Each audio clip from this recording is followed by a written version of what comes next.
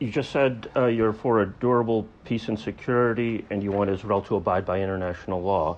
I'm going to pick up where I left off yesterday. Does the U.S. recognize the Fourth Geneva Convention as applying to Gaza and the West Bank? Sam, I'm not going to get into the specifics of the legal aspects of this. I would have to double check for you. But what I will just say is that we have. I don't want to take up a lot of time if we're going to just Great, repeat. we can, No. I mean, I'd like to move on if we're if you're just going to repeat.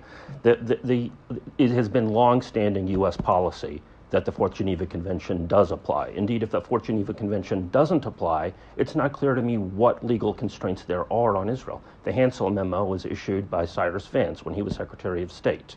That was U.S. policy. That's been U.S. policy. Pompeo seems to have said, we're not going to abide by this. Has this State Department, has the Biden-Blinken State Department effectively abrogated decades of U.S. policy and adopted the Pompeo policy on this question? I'm not sure what you're referring to, but okay. The Hansell Memo is. I understand what the Hansell Memo is, but you I'm do. asking Okay. what your question. Does it still apply?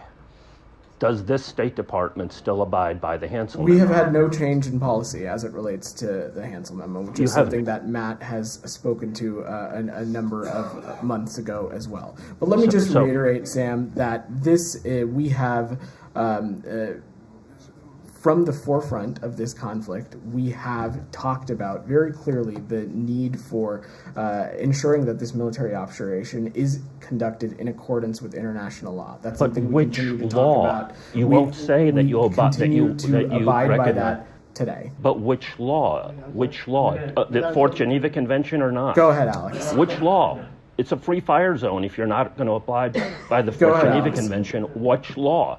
You're creating the legal construct Sam, we've taken two. If you're going to interrupt your colleagues, I'm going to ask you to leave. No, I'm interrupting you. The rest of the room has questions that they would like to get to. I'm sure they do, I've taken your question every day of this week. Thank you. Alex, please go ahead. I just haven't gotten an answer. Please go ahead, Alex. I want to push on the corridor issue. Sure.